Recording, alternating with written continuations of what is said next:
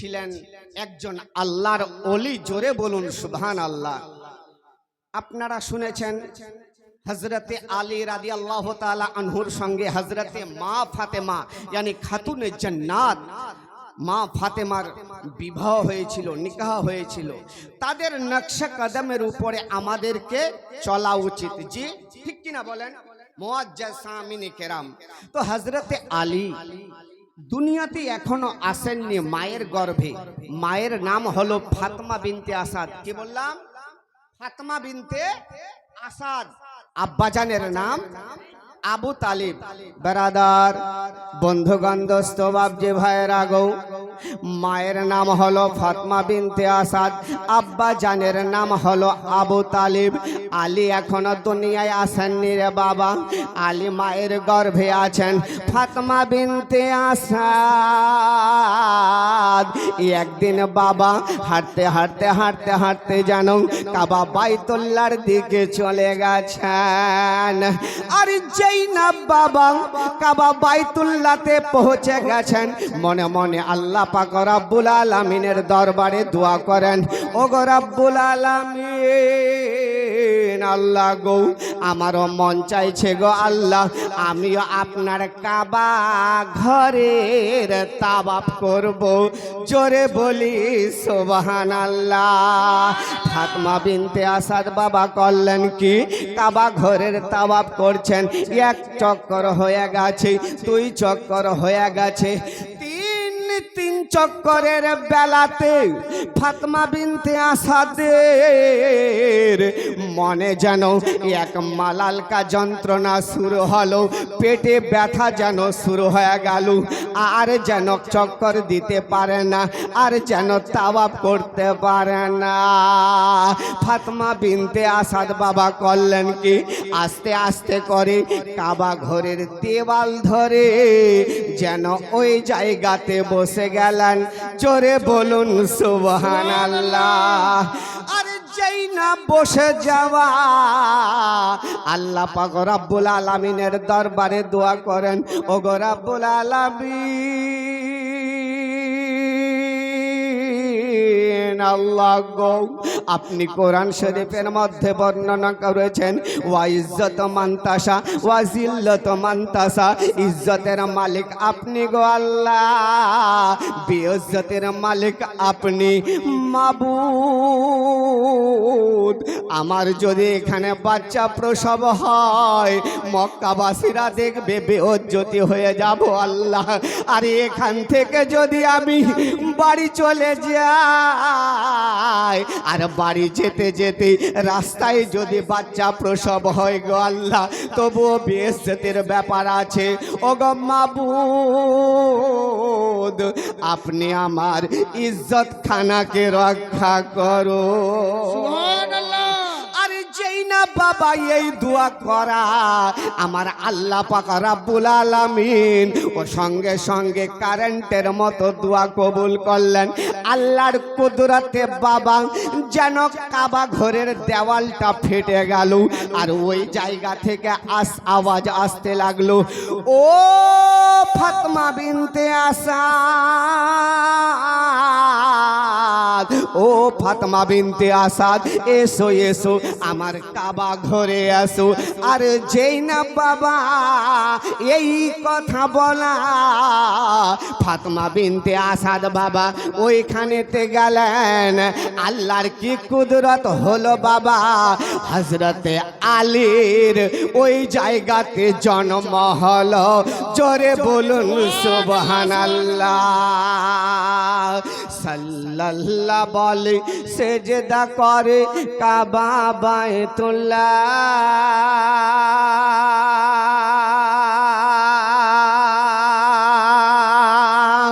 যার প্রেমে ঝুঁকে পহরে আর সমা আল্লাহ।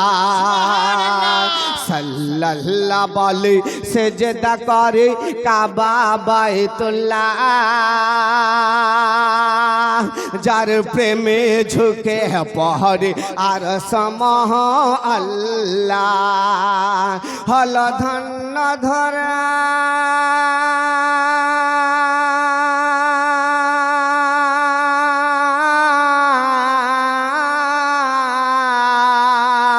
হল ধন্য ধরা প্রিয় নবীজির নরে যে নর দেখেছিল মুসা নবী কোয়ে তোরে সাল্লাল্লাহ বলে সেজদা করে কাবা বাইতুল্লাহ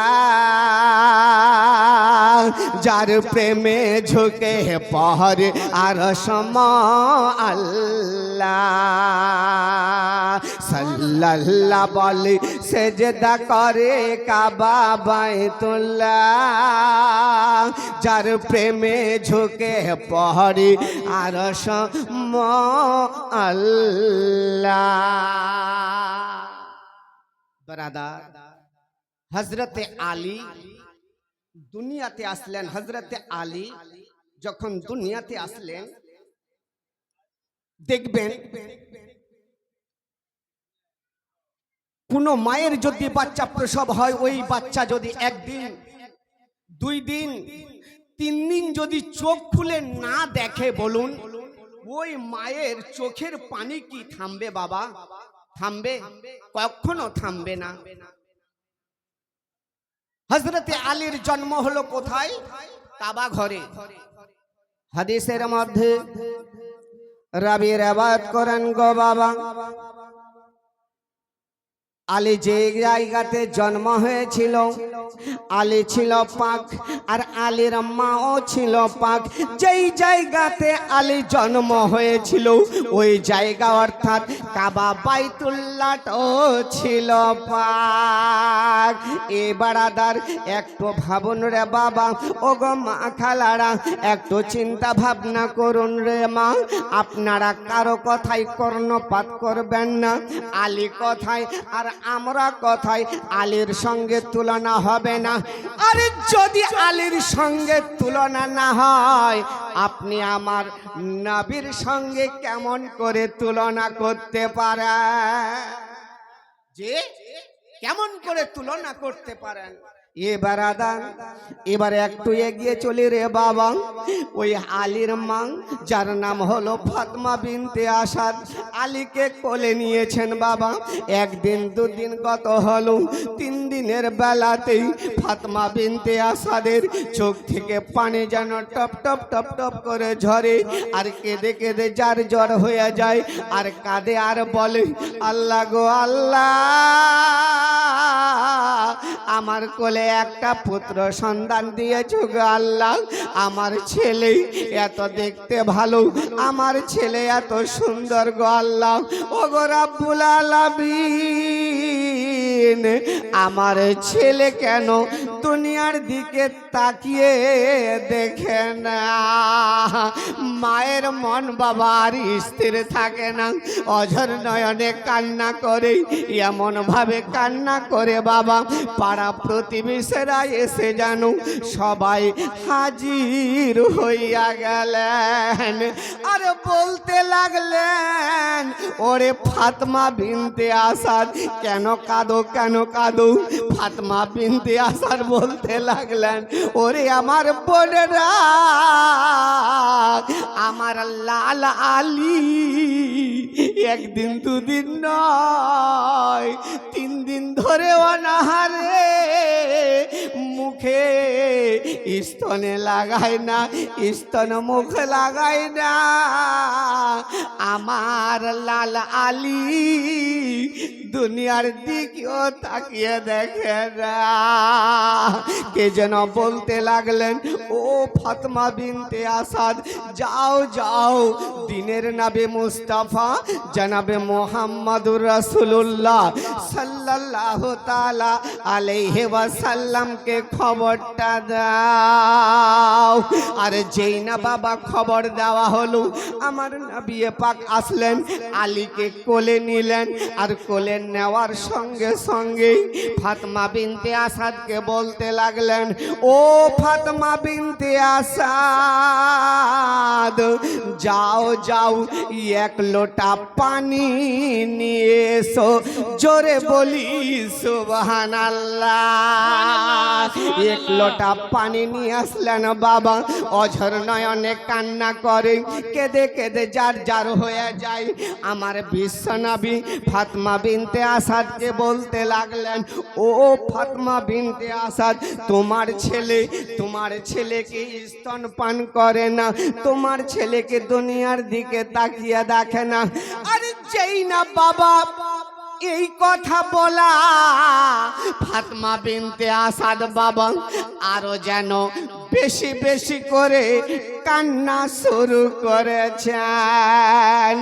আমার নবী পাক আলীকে কোলে নিলেন, কোলে নেওয়ার সঙ্গে সঙ্গে এবার ওই 3 দিনের বাচ্চা আলীকে বাবা যেন নিজের হাতে গোসল দিতে শুরু করলেন। জোরে বলুন সুবহানাল্লাহ। আমার বিশ্বনবী বলেন, গো ও আলী শোনো শোনো, আমি নবী তোমাকে নিজের হাতে গোসলটা দিলাম রে আলী, কিন্তু শেষ গোসলটা আলী তুমি আমাকে নিজের হাতে দিয়া দেবে। জোরে বলুন সুবহানাল্লাহ। আলীকে গোসল দেন গো বাবা, আর গোসল দেওয়ার পরে পরে তবুও কিন্তু আলী চোখ দুটো খুলে ইয়ানি দুনিয়ার দিকে তাকিয়ে দেখছেন না। আমার বিশ্বনবী করলেন কি বাবা জানেন? নিজের ঠোঁট মুবারক আলীর ঠোঁটে বাবা যেন লাগিয়ে দিয়েছেন। জোরে বলুন সুবহানাল্লাহ। আরে যেই না লাগিয়ে দেওয়া সঙ্গে সঙ্গে আলী যেন দুনিয়ার দিকে তাকিয়ে দেখতে লাগলেন। ইসলামের আলো জাহালায়া দিলেন নবী, ঘুমায়া রইলেন সোনার মদিনা। ইসলামের আলো ইসলামের আলো জাহালায়া দিলেন নবী, ঘুমায়া রইলেন সোনার মদিনা। আলী দুনিয়ার দিকে তাকিয়ে দেখছেন। বেশ কিছুদিন চলে গেল, যাওয়ার পর আলী বড় হয়ে গেছেন। আর একদিন আলী কি করেছেন, রাস্তা ধরে বাবা হাঁটতে হাঁটতে চলে যাচ্ছেন, আর সামনে দিক থেকে আমার নবী পাক হাঁটতে হাঁটতে আসছেন। আর যেই না সাক্ষাৎ হয়েছে বাবা, আলীকে ডাকছেন, আলী ও আলী। হযরতে আলী মাথা নিচু করে দিয়েছেন, হাতগুলো জড়সড় করে দিয়েছেন। আর যেই না হাতগুলো জড়সড় করেছেন, আদব কত জি, আমার নবীকে দেখে আদব কত করতেন। আমাদের মতো তো না, কোন আলিমকে দেখে, কোন মুফতি মুহাদ্দিস হাফিজ কারীকে দেখে সিনা টানে কথা বলি নাকি? না, আমার নবী পাক শিক্ষা দিয়েছেন কোন আলিমের সঙ্গে কথা বলতে গেলে পরে আপনাকে জুবানটা সামলিয়ে কথা বলতে হবে জি। আর কোন ওলির দরবারে যদি আপনি যান, দিল ঝুঁকিয়ে কথা বলবেন। জোরে বলুন সুবহানাল্লাহ। বারাদার, আলীর সাক্ষাৎ হলো, আর যেই না সাক্ষাৎ হলো, বলে আলে ও আলে শোনো শোনো, ব্যাপার কি আমি তোমাকে বলতে যাই। হযরতে আলী বলতে লাগলেন, ইয়া রাসূলুল্লাহ, নবী গো আপনি কি এমন বলবেন গো নবী। আমার নবী পাক বলতে লাগলেন, বলে আলী রে ও আলী শোনো শোনো, যখন তুমি দুনিয়াতে এসেছিলে একদিন দুদিন নয় 3 দিন গত হয়ে গেছিল, তুমি কেন দুনিয়ার বুকে তাকিয়া দেখনি। আলী বলতে লাগলেন, ইয়া রাসূলুল্লাহ, ইয়া হাবিবাল্লাহ, নবী গো আমি এই জন্যই তাকিয়ে দেখেনি গো নবী, আমি যখন মায়ের গর্ভে ছিলাম, আমি যখন মায়ের পেটে ছিলাম ইয়া রাসূলুল্লাহ, আমি শুনতে পেয়েছিলাম শেষ জামানার নবী দুনিয়াতে চলে এসেছে। যেই নবীকে সৃষ্টি না করলে আমার আল্লাহ পাক রব্বুল আলামিন জান্নাত জাহান্নামকে সৃষ্টি করতেন না। যেই নবীকে সৃষ্টি না করলে আমার আল্লাহ পাক রব্বুল আলামিন পাহাড় পর্বত নদী নালা গাছপালা ইয়ানি এক কথায় কোনো কিছু সৃষ্টি করতেন না। ইয়া রাসূলুল্লাহ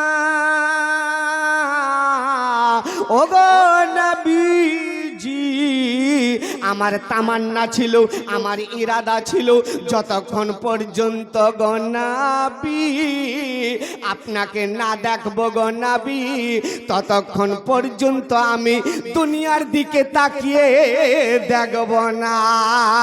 সুবহানাল্লাহ। দুনিয়ার দিকে তাকিয়ে দেখব না। বলে তাই? বলে আলী তৈরি হয়ে যাও। কেন না বাবা, আজ আমরা যে এই জায়গাতে বসে আছি কত শান ও শৌকতের সঙ্গে, ঠিক কিনা বলুন? আমরা ইসলামটাকে অত সহজে পাইনি। আমার নবী পাক কত দুঃখ কষ্ট করেছেন, নিজের আওলাদকে আল্লাহর রাস্তায় কুরবানি করেছেন। কিসের জন্য? দিনকে বাঁচার জন্য, কোরআনকে রক্ষার জন্য, এই গুনহেগার উম্মতিদের জন্য। আমার বিশ্বনবী মায়ার নবী রহমতের নবী গো বাবা, এক এক করে বাবা বেদিনদেরকে কালেমা পড়ায় আর মুসলমান করে দেয়। যখন 39 হলো, উমরে ফারুক বাবা কালেমা পড়লেন, 40 হয়ে গেল। আর যখন 40 হলো, উমরে ফারুক বলতে লাগলেন ইয়া রাসূলুল্লাহ ইয়া হাবিবাল্লাহ নবী গো, ওগো নবীজি, আর তো লুকিয়ে লুকিয়ে ইসলাম প্রচার করব না, প্রকাশ্যভাবে ইসলাম প্রচার করব।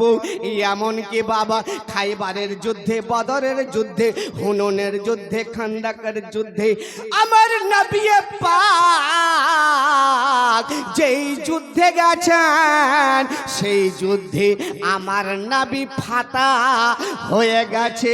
জোরে বলুন সুবহানাল্লাহ। এ বারাদার আর একটু বাবা এগিয়ে চলে রে বাবা, আমার বিশ্বনবী রহমতের নবী মায়ার নবী গো বাবা, এবার যেন বাবা ওই খাইবারের যুদ্ধে যেন এবার চলে যাবেন, যুদ্ধ চলে যাবেন করতে। এমন অবস্থায় বারাদার সমস্ত সাহাবায়ে কেরামদেরকে বাবা একত্রিত করলেন, আর করার পরে বলতে লাগলেন ওরে আমার সাহাবারা, শোনো শোনো গো, আগামীকাল সকালবেলা তোমাদেরকে খাইবারের যুদ্ধে যেতে হবে।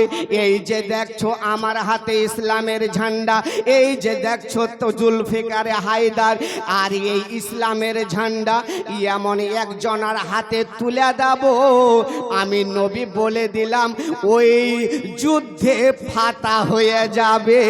জোরে বলুন সুবহানাল্লাহ। আমার নবী পাক খাইবারের যুদ্ধে যাবেন, সমস্ত সাহাবারা বসে আছেন, খুতবা দিচ্ছেন। ওরে আমার সাহাবারা শোনো, আগামীকাল সকালবেলা আমার হাতে ইসলামের ঝান্ডা আছে, এই ঝান্ডাখানা আমি তোমাদের মধ্যে একজনকে দেব, আর যাকে দেব সে খাইবারের যুদ্ধে ফাতা হয়ে যাবে। জোরে বলুন। বেরাদার, বন্ধুগণ, দোস্ত, বাবজে, ভাইয়েরা গো, আমার বিশ্বনবী মায়ার নবী বাবা সমস্ত সাহাবাদেরকে লক্ষ্য করে দেখতে লাগলেন। সকালবেলা সবাই এসে হাজির হয়েছেন। আমার দয়ার নবী মসজিদের নববীতে এলান করছেন, ওরে আমার সাহাবারা তোমরা কি তৈরি আছো? বলে হ্যাঁ হ্যাঁ আমরা তৈরি আছি গো নবী। বলুন কাকে ইসলামের ঝান্ডা হাতে দেবেন। আমার নবী পাক বাবা এই না ভাবে এমনি করে চারদিকে যেন তাকিয়ে দেখতে লাগলেন। দেখতে দেখতে দেখতে দেখতে কিন্তু বাবা হযরতে আলীকে দেখতে পেলেন না। সামনে একজন সাহাবা ছিল, ওই সাহাবা তো বুঝে নিয়েছেন। আমার নবীর পাকের কাছে আসলেন, ইয়া রাসূলুল্লাহ, ইয়া হাবিবাল্লাহ, ও গো নবীজি বলুন না গো নবী, আপনি কাকে খুঁজছেন? বলে আলী কোথায় গেছে?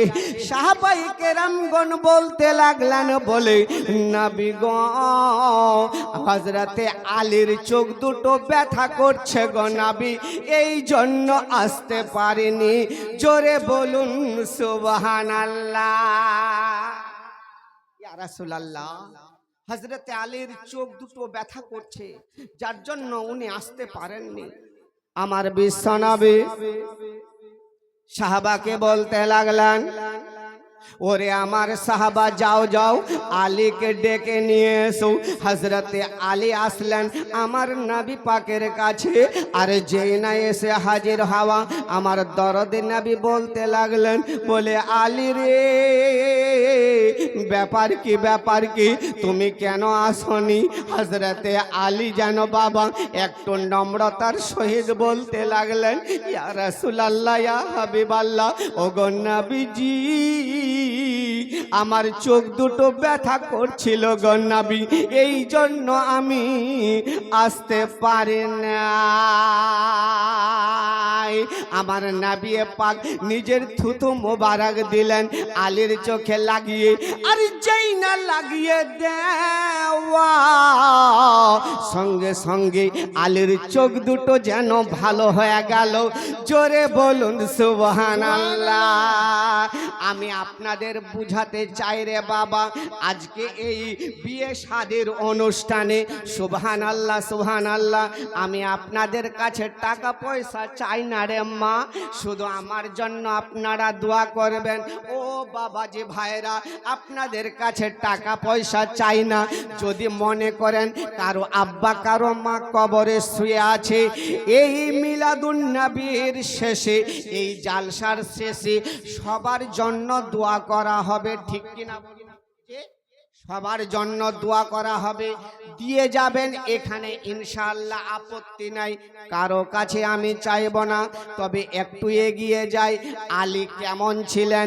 যেই আলীর চোখ দুটো ভালো হয়ে গেল, আমার নবী পাক বলতে লাগলেন, বলে আলী রে, এই যে নাও ইসলামের ঝান্ডা, আর এক হাতে জুলফিকার হায়দার, এক হাতে জুলফিকার হায়দার ধরলেন, আর এক হাতে ইসলামের ঝান্ডা। বাবা হাঁটতে হাঁটতে